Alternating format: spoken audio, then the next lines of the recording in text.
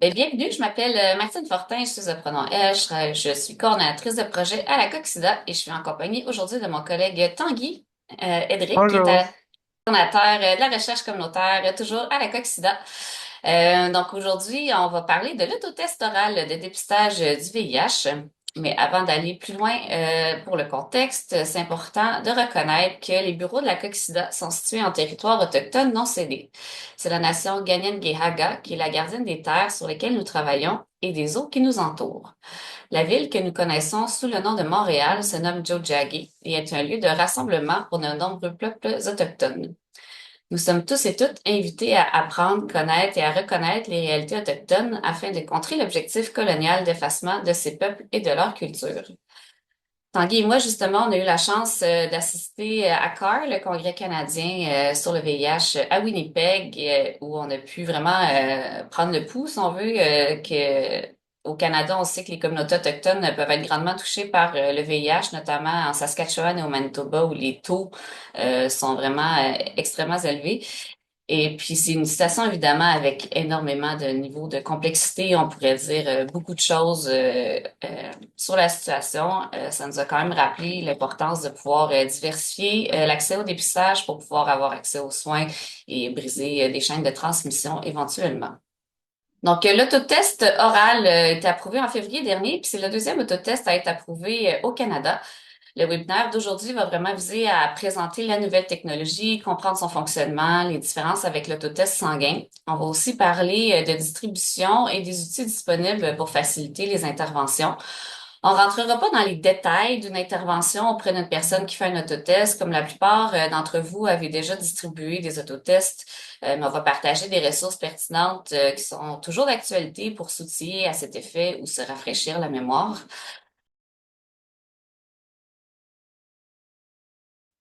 Ce qu'on va voir aujourd'hui, on va faire un survol de c'est quoi un autotest. On va faire évidemment un rappel quand même bref du fonctionnement du test sanguin. On va parler plus en détail du fonctionnement du test oral. On va parler de fiabilité, de distribution et des ressources pertinentes à venir pour vos interventions. Donc, un autotest, c'est quoi? Ben, c'est un test, ça le dit, à faire soi-même et un résultat à interpréter par soi-même. L'intervenant communautaire ne peut pas, malheureusement, encore au Québec, faire le test pour la personne ni interpréter le résultat. C'est des actes réservés. C'est un test qui détecte les anticorps du VIH et non pas le virus en tant que tel. La personne peut le faire seule, même si quand on n'est pas habitué, ça peut être controversé ou stressant pour la personne si elle est seule, mais on va voir plus tard que ça se passe quand même bien dans les circonstances. Elle peut le faire aussi avec une personne de confiance ou un organisme communautaire qui fait l'accompagnement. Et c'est visé pour les personnes qui connaissent pas leur statut et qui ne prennent pas la PrEP ni la PPE. Donc, parce que quand on prend les antirétroviraux, ça peut être plus difficile de détecter une infection précoce au VIH. Donc, c'est pour ça que c'est recommandé de faire une prise de sang standard en clinique quand on prend la PrEP ou la PPE. Ou c'est sûr, si on vit avec le VIH, ben, l'autotest n'est pas pour nous en tant que tel. Juste à faire une distinction, autotest versus test rapide. Il existe des tests rapides en VIH, en VHC. Donc, c'est juste l'autotest, c'est homologué. Dans le fond, l'autorisation est faite pour l'individu qu'il ou elle le fasse seul à la maison. Alors que les tests rapides, souvent en point de service, par exemple, si une infirmière vient faire des dépistages dans un risque communautaire, ben sont autorisés pour être faits juste par un ou une professionnelle de la santé. Donc, vous en avez ici quelques exemples. Ils ne sont pas tous homologués au Canada, mais comme par exemple le test VIH syphilis, mais c'est vraiment un test rapide, c'est pas un autotest. L'intérêt des autotests, si vous n'êtes pas déjà convaincu, ben, c'est qu'on se rappelle qu'il y a quand même 11% des personnes qui vivent avec le VIH qui ne connaissent pas leur statut sérologique, mais qui ne le savent pas en fait.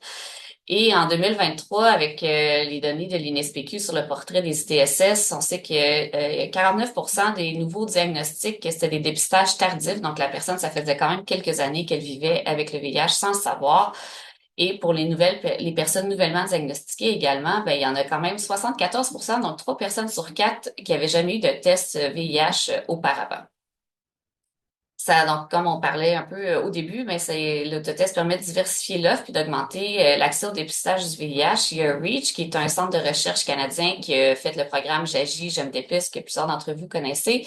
Leur dernière statistique, c'est que 36% des personnes, c'était leur premier test VIH qui ont fait l'autotest. Puis on sait aussi, par les données de REACH, mais aussi par les données des organismes communautaires là, informels, on voit que les personnes qui prennent les autotests, c'est souvent des personnes qui fréquentent pas le réseau pour toutes sortes de raisons, des personnes qui n'ont pas nécessairement de carte RAMQ ou d'assurance qui permettent de couvrir les frais.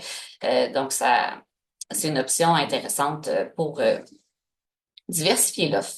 Ça permet aussi l'anonymat au moment du test et ça peut aussi permettre une distribution par les pairs euh, des agents multiplicateurs, si on veut, dans les groupes communautaires. Donc, on a maintenant deux options possibles au Canada. On sait déjà qu'on a le test sanguin INSTI qui a été approuvé en 2020 puis qui a eu un financement fédéral en 2022 pour la distribution, j'imagine grâce à l'arrivée de la conférence internationale sur le sida à Montréal en 2022. C'est un test là, qui se fait par une goutte de sang en faisant une ponction au bout du doigt. Et depuis février dernier, on a maintenant l'autotest oral Oraquick qui vient pas avec un financement de distribution malheureusement. Donc, ça va être par achat par les organismes communautaires ou les autres cliniques qui veulent en distribuer pour distribution gratuite auprès des gens. Un rappel pour l'autotest sanguin, donc c'est vraiment important de se réchauffer les mains, le doigt pour vraiment créer une bonne circulation sanguine, pour avoir une bonne goutte de sang. On fait une ponction au bout du doigt, puis on met la goutte là, dans le premier flacon, puis après ça, on brasse et on met, il y a 3 flacons là, à déposer dans le dispositif du test pour finalement en arriver à un résultat très rapide. Le résultat est rapide en moins d'une minute. Ces tests-là, c'est ça, faut faire attention à bien réchauffer les mains et le doigt parce que si on n'a pas une assez grosse goutte de sang, ça peut mener à un test invalide ou pas concluant vu que c'est pas assez. Il faut aussi faire beaucoup attention à la chaleur, l'humidité, la conservation, c'est entre 2 et 30 degrés et faut faire le test idéalement entre 15 et 30 degrés. Si c'est trop humide, on a vu ça dans une distribution communautaire à Toronto, ben ça peut mener à des faux positifs et c'est sûr qu'on veut pas ça. Donc faut faire attention au contexte là, dans lequel le test est fait. Donc, c'est ça. C'est un résultat en moins d'une minute. On peut faire le test entre 3 et 12 semaines après l'exposition possible au VIH. Et en l'absence de distribution, c'est soit par des organismes communautaires de financement, je veux dire, pour la distribution, c'est soit gratuit dans un organisme, soit par le programme JAGI, ou il faut payer nous-mêmes 35 pour un test ou 55 pour deux, plus taxes et livraison. Pour les résultats, donc on a ici le C, si le PICO apparaît à côté du C pour contrôle, ça veut dire que le test a fonctionné. S'il n'y a pas de deuxième picot, c'est que le test est négatif. Négatif dans un esprit de période fenêtre du VIH qui est de 3 mois. Donc, faut s'assurer que soit le test a été fait 3 mois après l'exposition ou qu'un autre test est refait 3 mois après l'exposition possible au VIH. Si on a deux picots, donc le C et un deuxième picot qui apparaît, mais c'est un test qui est positif. Et c'est important de faire un test de confirmation, donc une prise de sang en clinique standard pour confirmer le diagnostic. Et là, peut-être qu'il y en a qui savent, mais on dit réactif, non réactif, mais Santé Canada avait vraiment recommandé d'utiliser positif, négatif pour juste faciliter les conversations avec les personnes pour la littératie en santé qui peut être quand même compliquée.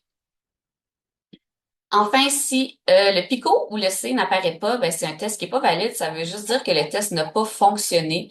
Il faut en refaire un nouveau avec un nouveau test, ce qui peut être, ben, d'où l'importance en fait d'en remettre plusieurs, qu'on fait la distribution, idéalement au moins deux, pour que si jamais ça arrive, ben, la personne a au moins une option pour pouvoir refaire un test rapidement. Donc, l'Oraquick, c'est des tests qui existent depuis longtemps ailleurs qu'au Canada, mais le Canada est un marché trop petit pour être d'intérêt pour les compagnies pharmaceutiques. Donc, ça a été déjà approuvé en 2012 aux États-Unis. En 2016, l'Organisation mondiale de la santé l'a intégré dans ses lignes directrices de dépistage et c'est utilisé dans 60 pays, donc 61 maintenant, j'imagine, avec l'ajout du Canada à la liste. C'est un test oral, donc pas de piqûre pour les gens qui aiment moins les aiguilles, ça peut être d'intérêt, ça détecte les anticorps du VIH et on peut faire le test 12 semaines après l'exposition et on va voir plus tard pourquoi c'est pas de 3 à 12 semaines comme le INSTI. On a le résultat en 20 minutes cette fois et on conserve toujours entre 2 et 30 degrés. C'est les mêmes températures de conservation. Il serait plus stable pour l'humidité, donc bonne nouvelle. Et celui-ci est disponible, on va revenir plus en détail là, pour la distribution, mais c'est disponible en gros pour le moment. Éventuellement, on pourra acheter de façon individuelle, mais c'est 20 par test. Donc, on dit, hein, le VIH ne se transmet pas par la salive. Alors, pourquoi est-ce qu'un test oral permet de détecter le VIH? Ben, c'est que ça détecte encore une fois les anticorps du VIH qui sont présents dans le liquide gingival, donc gingival gencive, et non pas la salive. C'est un liquide qui est sécrété dans les vaisseaux capillaires situés juste entre les dents et les gencives, puis qui suinte à travers la paroi de nos gencives et qui se ramasse donc plus présent sur les gencives et qui est riche en anticorps du VIH. Donc, si seulement c'était la salive qui était utilisée, ben, le test ne reviendrait négatif constamment. Le, donc, ça va être intéressant de voir sur le terrain comment le message peut être passé. Pour le moment, vous avez la boîte ici. La compagnie a écrit, pardon, le test salivaire. Malheureusement, sur la boîte en Europe, ça dit prélèvement buccal ou test oral, test gingival. Tu sais, il y a comme d'autres termes qui sont utilisés. Puis c'est Reach, la compagnie, ben pas la compagnie, mais le centre de recherche qui va faire la distribution des tests au Canada. Puis on leur a partagé qu'on aimerait ça que le terme soit changé pour éviter là, de penser que on se bat assez que pour dire comment le VIH ne se transmet pas, donc pour pas nuire à nos efforts de message en santé, puis éventuellement espérons le changer, donc à voir. Mais on se rappelle que le VIH ne se transmet pas par la salive. Donc, les étapes à suivre pour faire un autotest OraQuick, donc 30 minutes avant, c'est important de ne pas utiliser de rince-bouche, de dentifrice ou d'agent de blanchiment des dents. 15 minutes avant, faut pas manger, boire ou manger de la gomme. C'est important de retirer tout appareil qui couvre les gencives parce qu'on veut avoir accès à cette partie-là de notre bouche et avoir de quoi prévoir quelque chose pour chronométrer et avoir un bon éclairage parce que des fois, les lignes peuvent apparaître en très minces. Ici, vous avez le contenu de la boîte. Donc, la boîte, il y a le pamphlet d'instruction. Il y a un sachet, deux sachets attachés ensemble. Il y a le dispositif du test et ben oui, le dispositif du test, c'est une bouteille avec du liquide et un support pour la bouteille. Donc, on ouvre en premier le sachet du bas pour sortir la bouteille. Vous pouvez l'ouvrir avec un seul pouce ou avec deux mains. Ça fonctionne aussi. Faire attention de ne pas le renverser. Et dans les instructions officielles, ça dit de glisser le tube dans le support, mais par expérience, c'est mieux de juste le pousser dedans. Ça va mieux. Par la suite, on ouvre la partie du haut pour le dispositif du test. C'est important de suivre la flèche pour éviter de toucher à la spatule, donc la partie plate qu'on va utiliser pour récolter l'échantillon. Et les instructions nous indiquent aussi de ne pas avaler le conservateur d'humidité.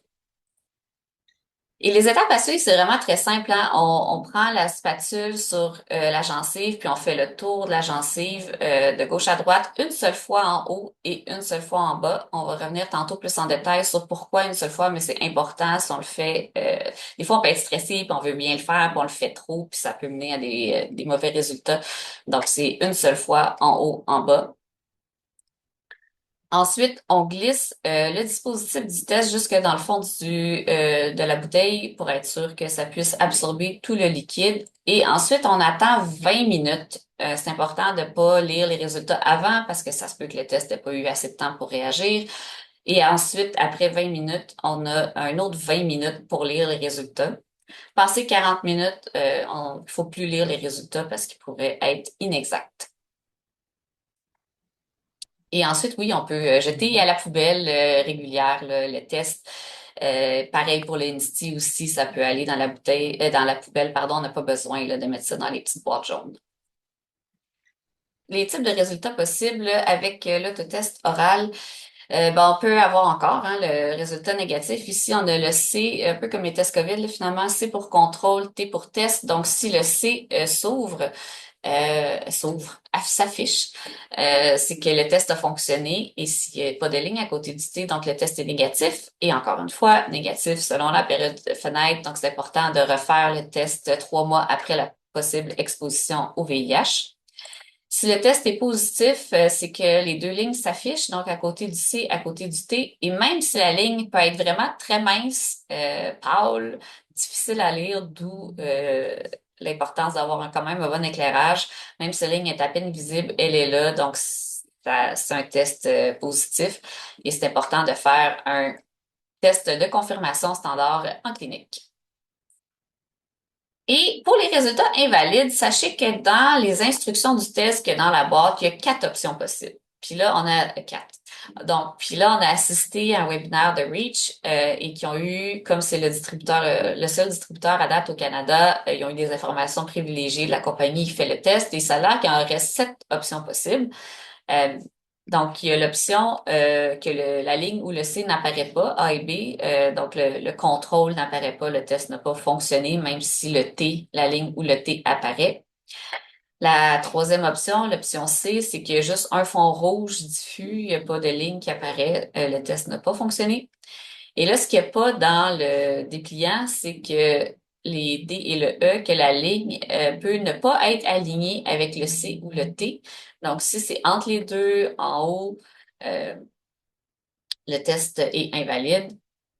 Et enfin, les dernières options, c'est s'il y a une ou deux demi-lignes, la ligne n'est pas pleine, le test est invalide, il faut en refaire un nouveau avec un nouveau test. Oui, je vais prendre le relais à partir de là, puis je vais laisser Martine présenter ensuite les ressources. Euh, j'ai eu la chance de plonger dans les études qui ont permis de l'homologation au Canada. Puis il y a des choses assez intéressantes dont je voulais vous faire part ici. Et notamment, ils ont regardé comment les gens prenaient les tests et quelles sont les erreurs les plus fréquentes que ces personnes font. Et donc là, je vous ai mis les quatre les plus intéressantes à mon goût. C'était les plus fréquentes aussi. Donc, il y a 22% des personnes qui ne lisent pas les instructions avant de faire le test, qui n'est pas un problème en soi, mais qui peut causer des problèmes. 16,8% ne passent pas correctement la spatule sur les gencives. Donc, soit ils n'atteignent pas les gencives, soit ils le passent plus d'une fois, comme Martine l'a dit. Ça peut déclencher des changements dans les tests. 9,5% n'attendent pas les 20 minutes avant de regarder les résultats. Et 5,2% touchent le bout blanc de la spatule en prenant le test avant de faire le test, qui là aussi peut déclencher des erreurs dans les résultats.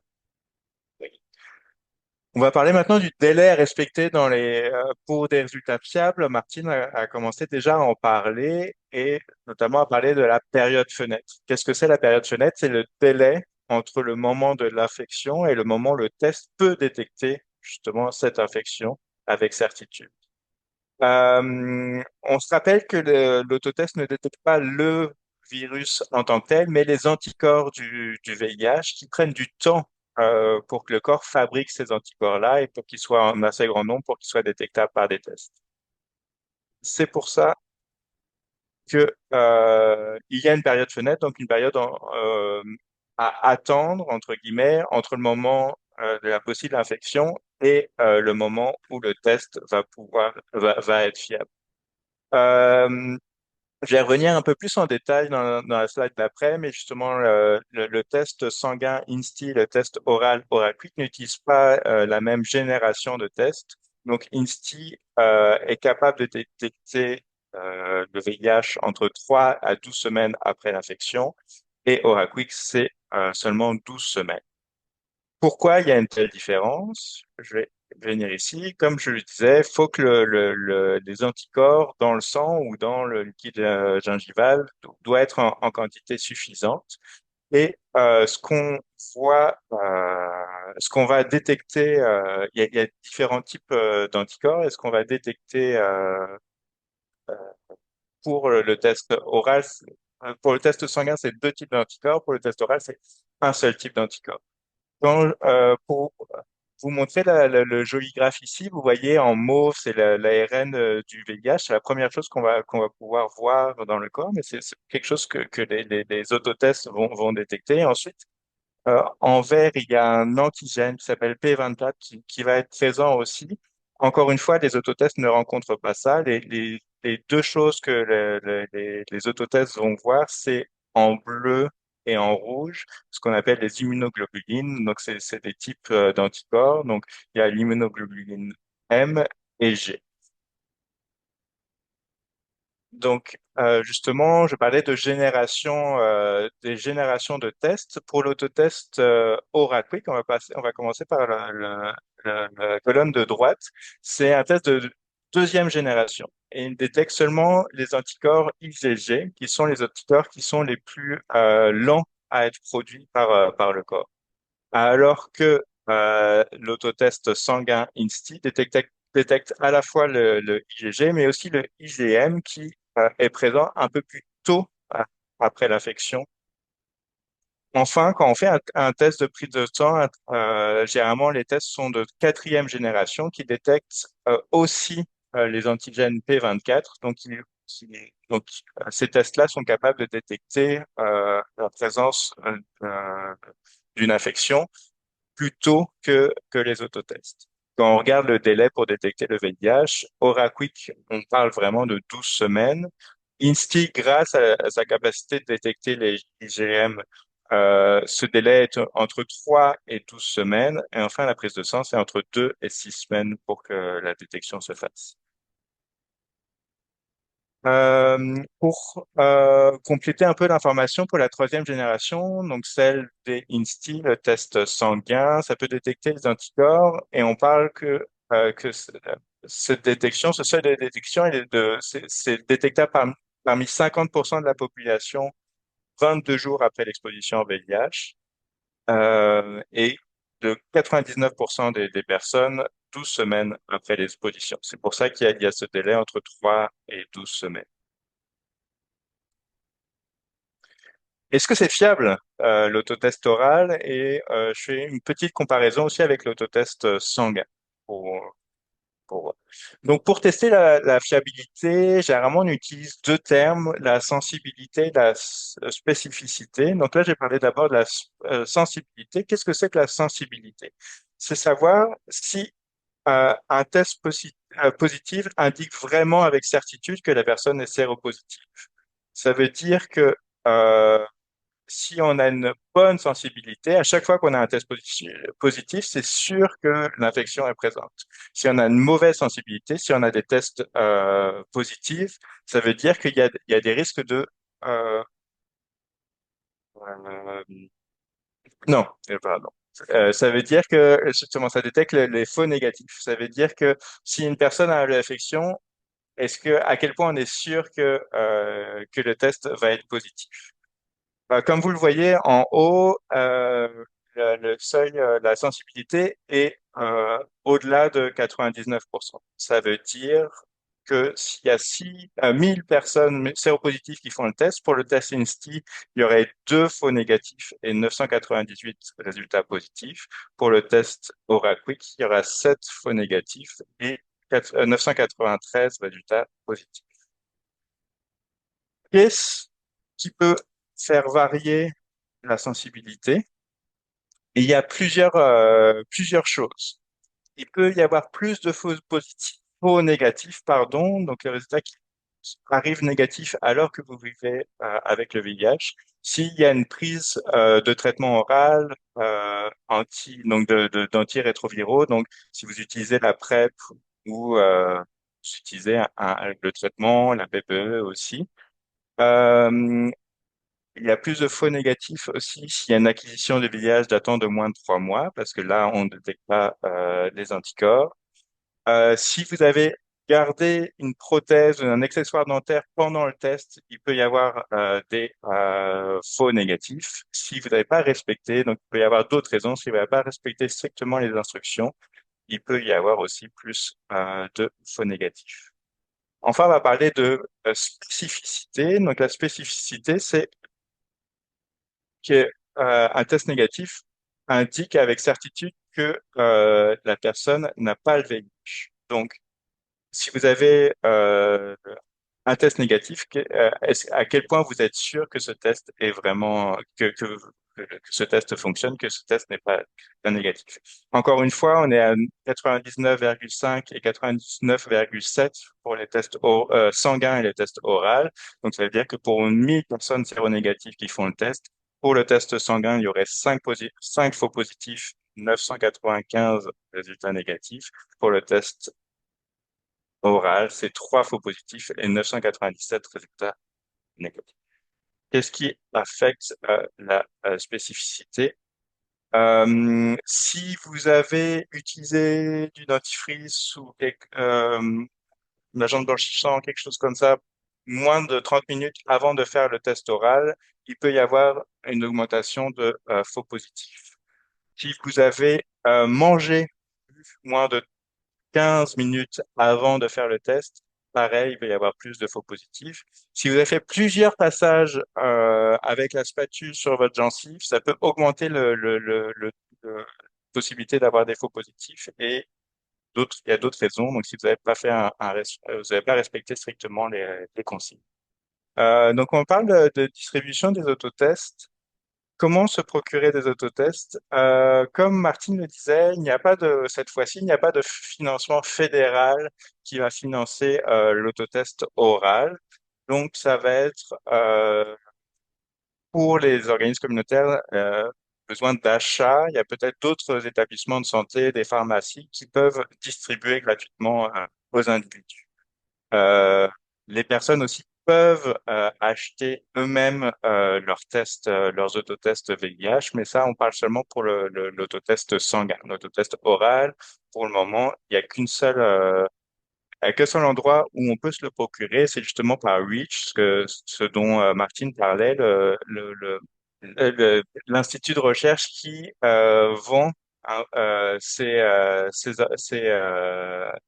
autotests à la fois aux organismes, aux cliniques, un peu des deux, à hauteur de 20 dollars par kit. Par contre, il y a un minimum à acheter, c'est minimum 25 kits qu'il faut acheter. Bah, c'est pas par 25 kits, c'est vraiment des cartons. Pour InSteve, donc vous pouvez acheter justement les autotests orales, vous pouvez aussi acheter les autotests sanguins par Reach, mais Reach fait aussi un projet de recherche qui s'appelle J'agis, je me dépiste, qui est une application que vous pouvez utiliser sur vos téléphones intelligents qui permet de récupérer jusqu'à 2 autotests sanguins. Pour ça, il faut répondre à un questionnaire. Vous n'êtes pas vraiment obligé de répondre à ces questionnaires, sauf les 3 premiers caractères de votre code postal. Et pour le récupérer, soit vous le faites livrer votre domicile, soit vous pouvez le récupérer à un lieu de cueillette. Je sais qu'il y a beaucoup d'organismes qui ont travaillé avec Reach. Je sais que c'est peut-être plus le cas, bah, surtout au moment où il y avait le programme fédéral. C'est peut-être plus le cas en ce moment. Donc, j'ai regardé hier justement les lieux de collecte qui existent au Québec et pour l'instant, il y en a 6. Donc, deux universités, deux syndicats d'étudiants à l'université, Gavi, l'Argelestrie, Miels Québec et The Center of Gender Advocacy. Donc pour récapituler, donc pour récupérer un autotest, vous pouvez passer par Reach. Donc que ce soit des tests sanguins ou oraux, ça va être 20 dollars par test. Les tests sanguins, c'est 50 kits minimum. Pour l'oral, c'est 25 kits.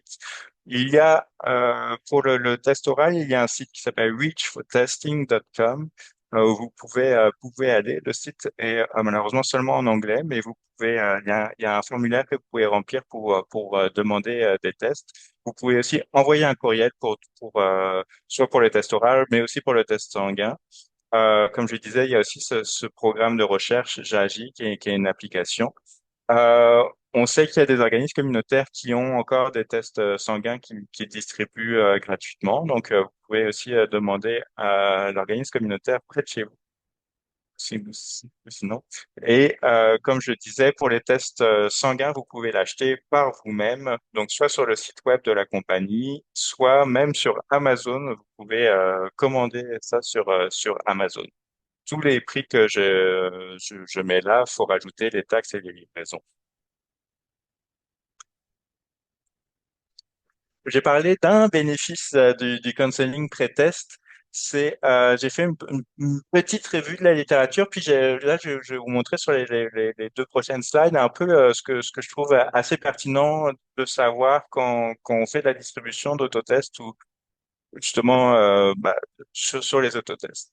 On a vu dans la littérature que justement, il y a beaucoup de littérature qui compare justement les tests qui se font tout seuls à la maison et les tests qui se font soit accompagnés, soit avec un counseling avant de faire le test, justement pour expliquer un peu comment ça marche. Et on voit quand même une augmentation de faux négatifs quand on fait le test à la maison. Donc on suppose qu'il y a justement, il y a peut-être des erreurs sur la façon de fabriquer le test de faire le test qui va engendrer des faux négatifs, donc une moins bonne fiabilité du test.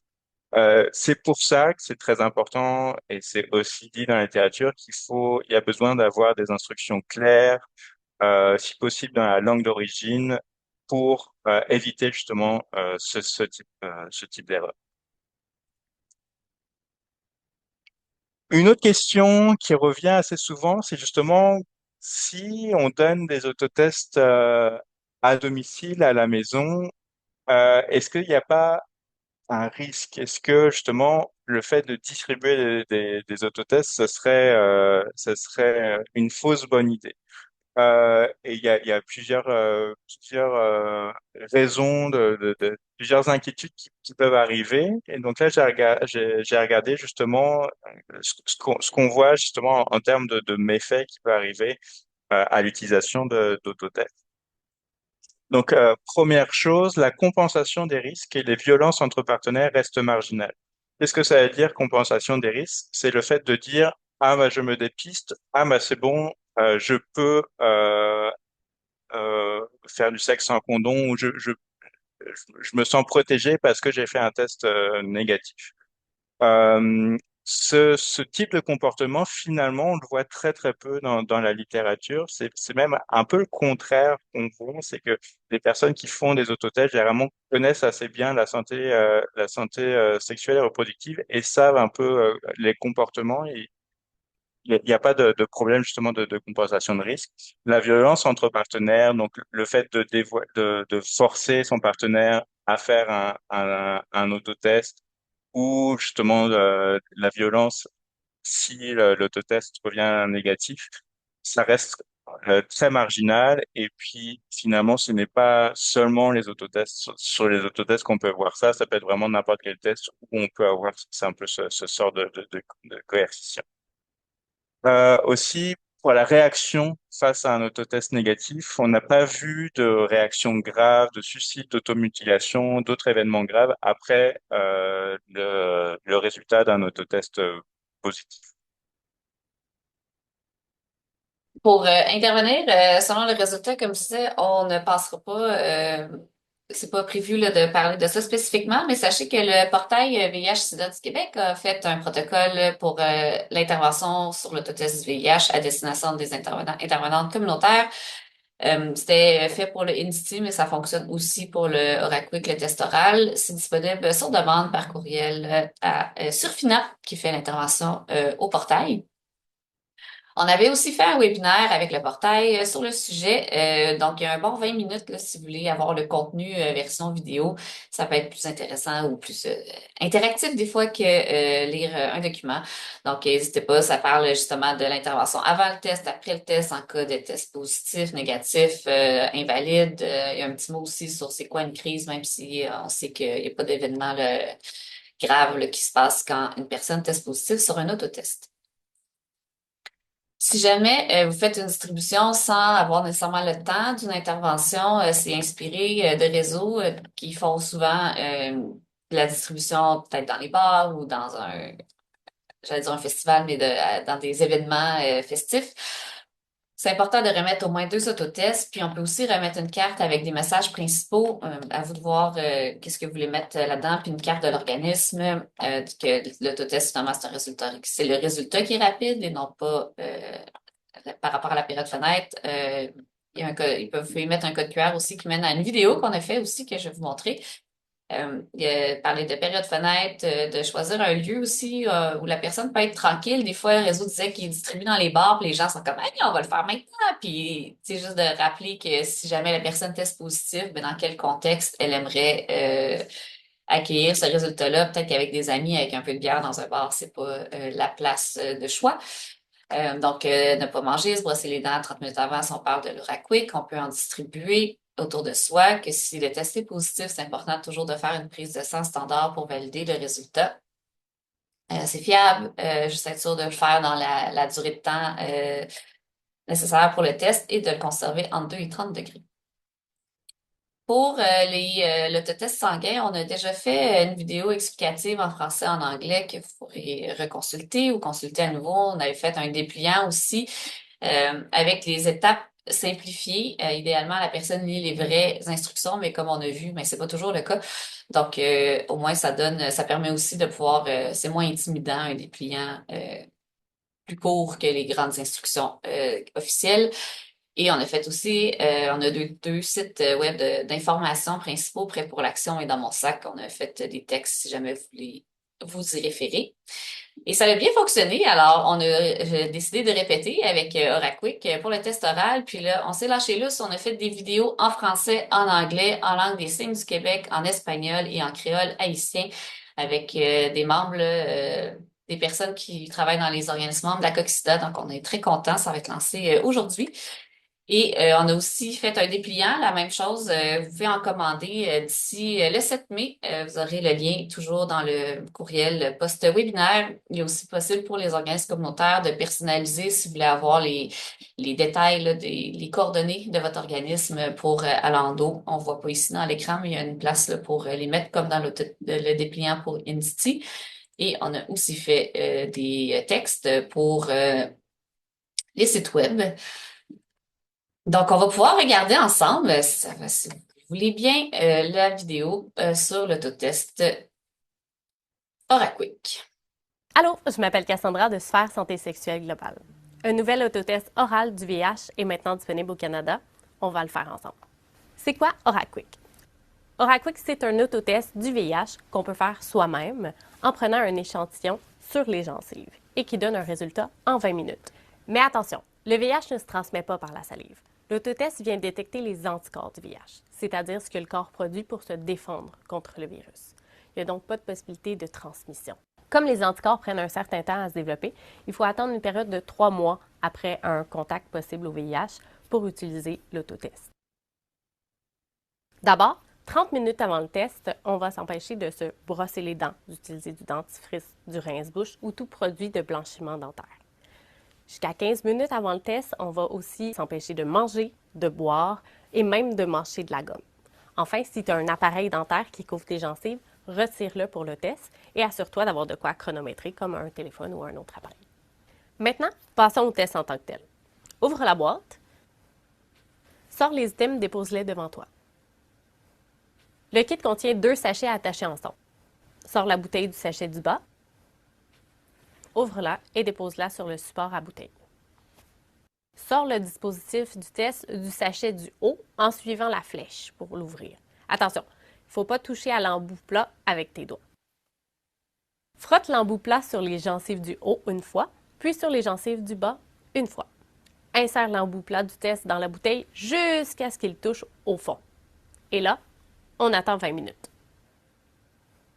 Après ça, tu as 20 minutes pour regarder le résultat, après quoi il ne sera plus fiable. Il y a 3 options de résultats possibles. Première option, c'est que le test n'a pas fonctionné. Il est invalide, comme tu vois à l'écran.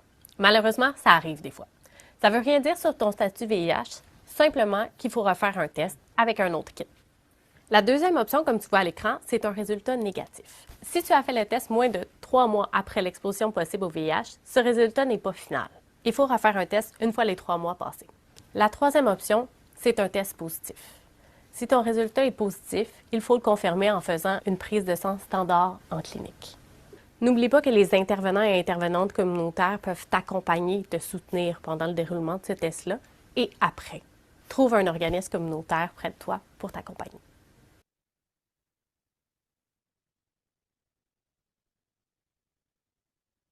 Voilà, voilà. Donc, c'est ça. Version français, espagnol, créole, haïtien et LSQ. Oui, je vois que tout le monde applaudit, on est très heureux.